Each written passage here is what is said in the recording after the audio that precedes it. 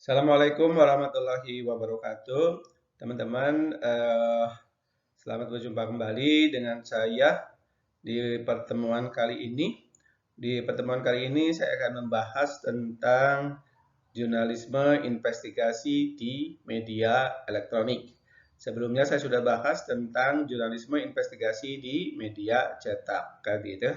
Kemarin sudah dibahas tentang ciri khas dari media massa atau media cetak. Nah, sekarang ciri khas dari media elektronik. Khusus untuk yang disampaikan ini adalah media elektronik televisi ya. Nah, ciri khas dari televisi itu tentu saja audio visual. Artinya bisa dilihat, bisa didengar, dan bisa dibaca ketika ada teks-teksnya kan gitu ya.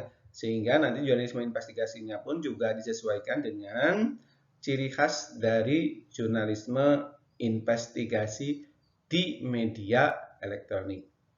Baik, kita lihat slide berikutnya. Ya, baik teman-teman, sebelum saya menyampaikan materi tentang investigasi jurnalisme di televisi, saya hanya ingin melihat atau memberikan kabar bahwa beberapa televisi yang sudah membuat program jurnalisme investigasi itu adalah ada Trans TV gitu ya, Trans TV dengan judul acaranya yaitu adalah Kompas Tuntas. Kumpas Tuntas ya. Nih, Kupas Tuntas. Lalu TV One itu menyikap tabir namanya program acaranya. Lalu Metro TV itu adalah Metro Realitas.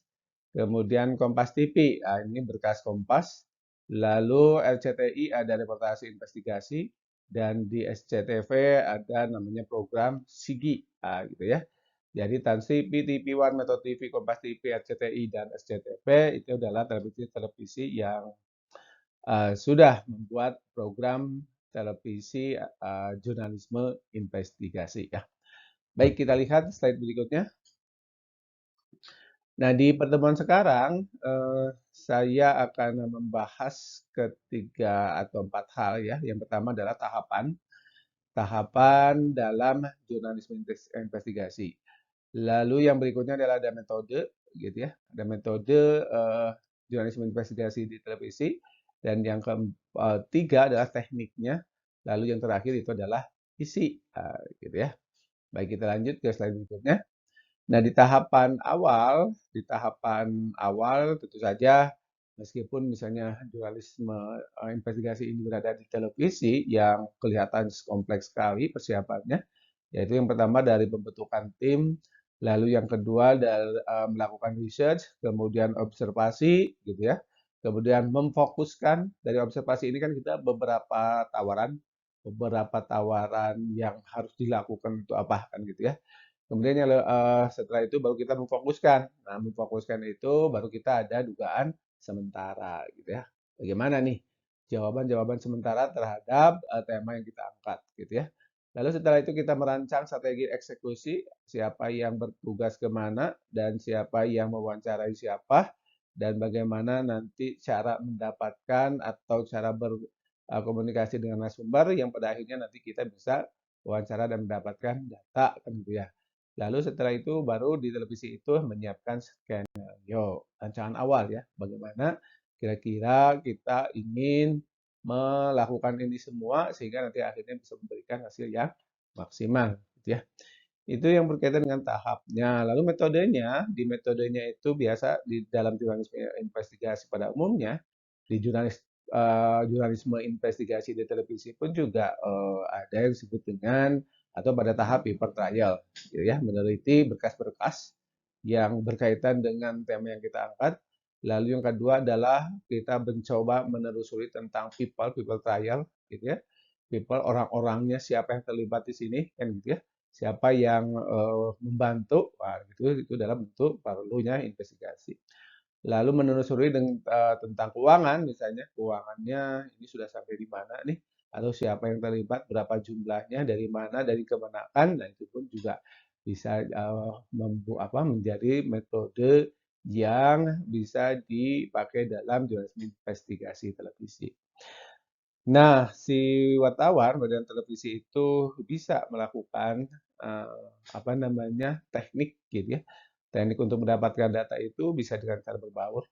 menempel dan berjarak. Kalau menempel itu adalah biasanya itu ya mengikuti gitu ya tanpa harus berbaur, tapi melihat gitu ya, melihat tetapi dari kedekatan. Berbeda dengan berjarak, jarak agak jauh kan gitu ya.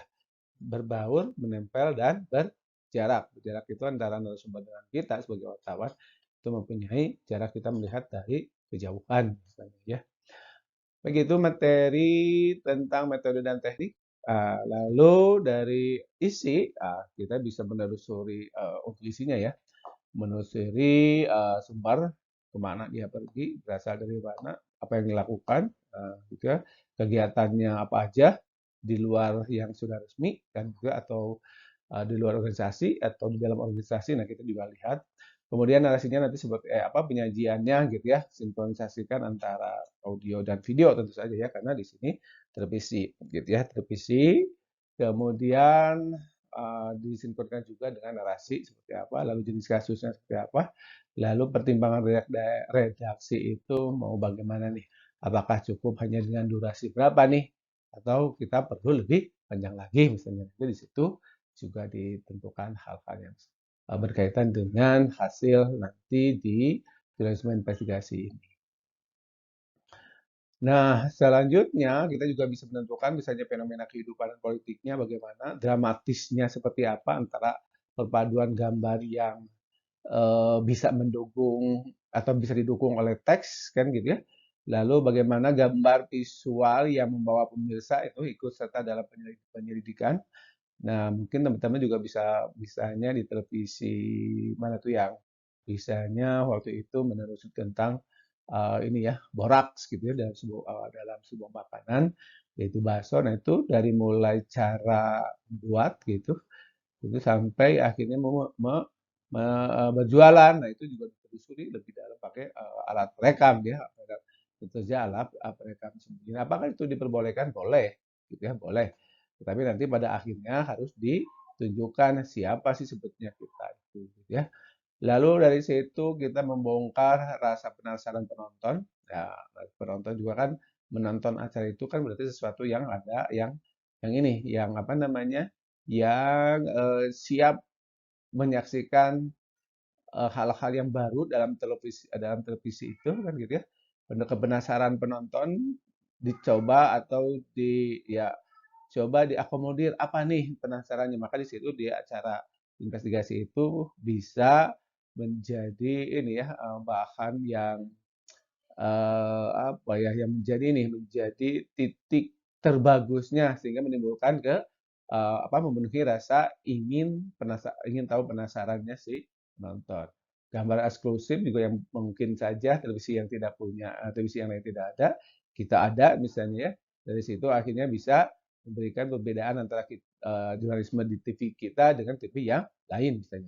Lalu ada gambar eksklusif tadi sudah ya fokus tontonan televisi akan semakin serius nih dan terhenti oleh penonton. Nah, itu kita berusaha sebagai jurnalis investigasi itu mencari fokus-fokus yang kira-kira membawa penonton terhanyut dalam acara jurnalisme investigasi tersebut gitu ya. Dan yang terakhir tentu saja suara penyiar yang bisa membawa suasana dramatik gitu ya. Tidak berjalan tadi gitu ya, dramatiknya lebih berjalan gitu ya. Tidak hanya stuck di situ tetapi mencoba memenuhi keinginan penonton yang ingin tahu dari awal sampai akhir kan gitu ya. Usahakan si penonton itu dengan acara itu tidak beralih ke channel yang lain kan gitu ya. Dan di situ juga suara penyiar juga turut membantu ya. Dan berikutnya penilaian. Penilaian, nah ini juga penilaian bisa didatangkan atau bisa diperoleh dari tim kita sendiri sehingga sebelum dipublikasikan kita bisa menilai sendiri seperti apa gitu ya.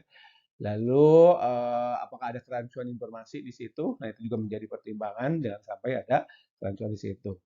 Lalu apakah penilaiannya juga berkaitan dengan pesan tidak sampai dan cenderung membingungkan pemirsa misalnya. Nah itu juga akhirnya harus menjadi pertimbangan tim dan jurnalisme investigasi.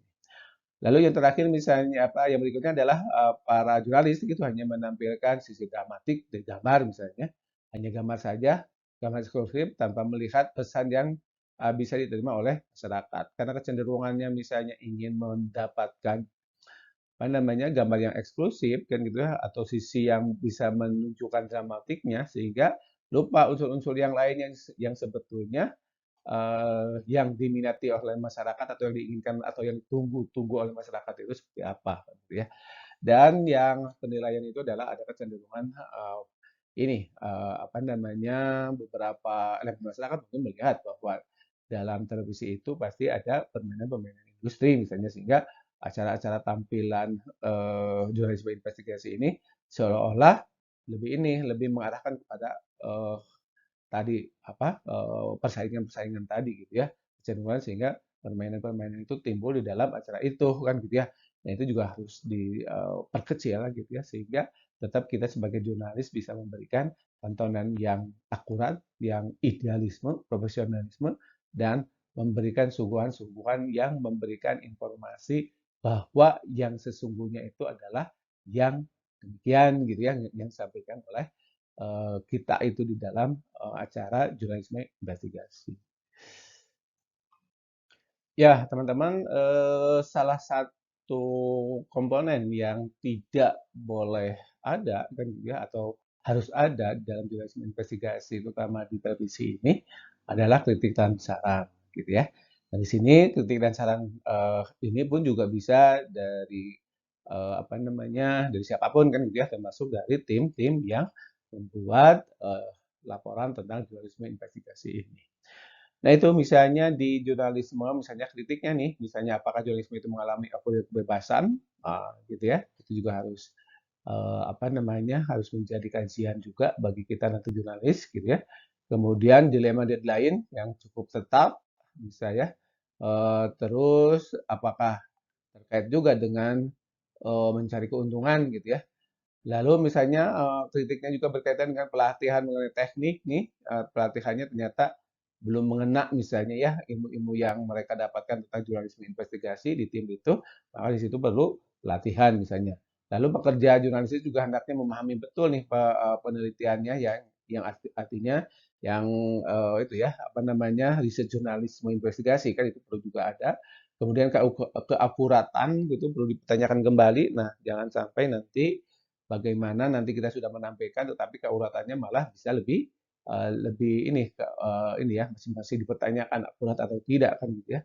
Lalu pasti juga tayangannya juga terlalu dramatis atau seperti sinetron nih juga aja harus dilihat pasti gitu ya, lihat dengan teliti dan yang terakhir misalnya tidak menjadi referensi untuk mengkritik kritik ya misalnya entah itu kritik eh, apa namanya kritik terhadap pemerintah yang berlebihan gitu ya tanpa didukung dengan fakta dan data ada unsur lain juga jangan sampai tayangan kita itu menjadi hal yang seperti itu gitu ya.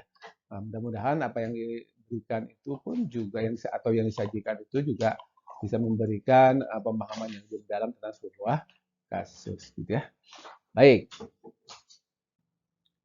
Ya, teman-teman, demikian tadi bahasan kali ini. Semoga apa yang disampaikan tadi bermanfaat, khususnya bagi saya dan bagi teman-teman. Dan saya ucapkan terima kasih sekali lagi. Sampai ketemu lagi minggu depan ya. Wassalamualaikum warahmatullahi wabarakatuh.